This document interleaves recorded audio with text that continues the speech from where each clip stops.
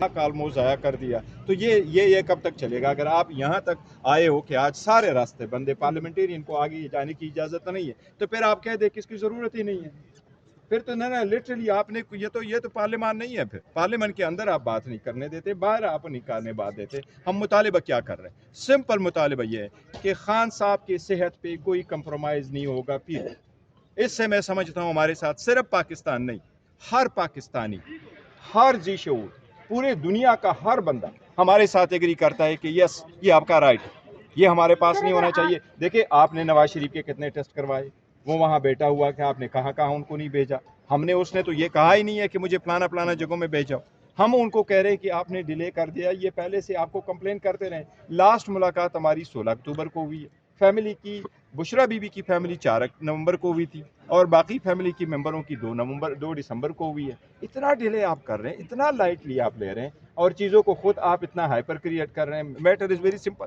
ہم نے درخواست دی اور کہا کہ ڈاکٹروں کو ایکسس الاؤ کرے، اور خان صاحب کی علاج یہاں الشفا سے کرائیں، وہاں ان کی ٹریٹمنٹ ہے. ریٹینا دیکھیں، اگر آپ کی وجہ سے خان صاحب کی آنکھ ضائع ہو جاتی ہے، یہ ظلم سے بھی زیادہ. This is something we can not even put in words. فیصلے گوھر صاحب یہ بتائیے کہ رانا ثناء اللہ نے کہا کہ جنوری میں خان صاحب نے پہلی شکایت کی اور اس کے بعد فوری ڈاکٹر کو دکھا دیا گیا. ان کی بہن نے ملاقات کی، کوئی شکایت نہیں. اچھا بس ٹھیک، ایک منٹ میں لے لیتا ہوں. اگر انہوں نے کہا ہے کہ یس خان نے شکایت کی، ہم نے کیا، اس میں چھپانے کی کیا بات ہے؟ پہلے آپ نے چھپایا. چھپانے سے پہلے رولز کے مطابق آپ فیملی کو بتاتے ہیں، اس کے معالج کو بتاتے. میں آپ کہہ رہا ہوں، خان صاحب کہہ رہے ہیں جی الشفا، خان صاحب کے ڈاکٹروں کی فیملی کی تسلی ہو، بے شک علاج پولی کلینک سے ہو، لیکن آپ ان کو لے کے تو جائیں نا، ان کی فیملی کو لے لیں. وہ اگر کہتے ہیں کہ جی علاج یہاں سے کراؤ، تو اس کی کوئی ریزن ہے. اس کی ریزن یہی ہے کہ یہاں علاج نہیں ہے. تو پھر آپ نے پہلے بات نہیں کی، پھر آپ نے اس کو چھپایا. پھر آپ نے چھپانے کے بعد ایک دن کے بعد بولا کہ جی یہ تو آیا تھا، بڑا لائٹلی لے لیا، 20 منٹ کا تھا اور بس پروسیس کمپلیٹ ہو کے چلا گیا. پھر آپ نے وہاں سے پریس ریلیز ایشو کروایا. اگر اتنا سارا کچھ ہے اور ہم آپ کو کہتے ہیں کہ ریکارڈ ہمیں دے دے، تو کائنڈلی ریکارڈ دے دے. دیکھو اچکزئی صاحب آئے ہوئے ہیں، ہم نے یہاں آنا تھا اور پارلیمنٹیرین نے آنا ہے. میں کہاں سے ہو کر کے آیا ہوں. میں اسٹل مجھے راستہ کھول دیا گیا، میں یہ کیبنٹ والے سائڈ سے واپس آیا ہوں.